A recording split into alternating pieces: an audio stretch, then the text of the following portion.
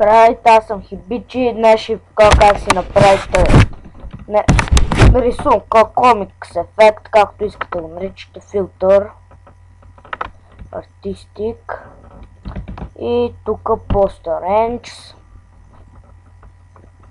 Зареждам. Стройките ви трябва да са, чакайте малко. Ето, това не е много хубаво.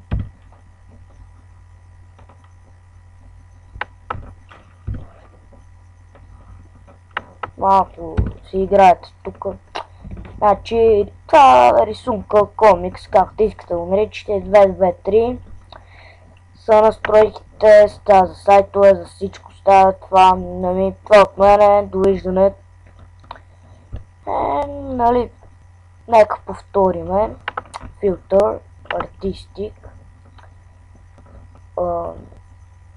Добре, това го постанец. За миг ми избяга от погледа, значи настройки 223.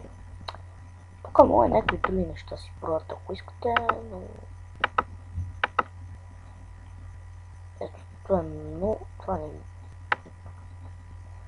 Извинете малко ще погледам, това никога не съм го използвал. Личен грозна рисунка. Малко тук си поиграя.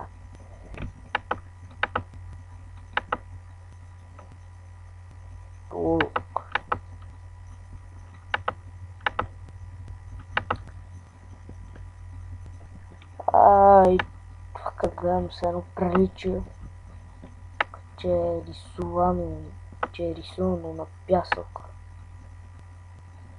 Ето, това се едно сте рисували на пясък, нали, филм грайн, или че телевизора е развален, може би.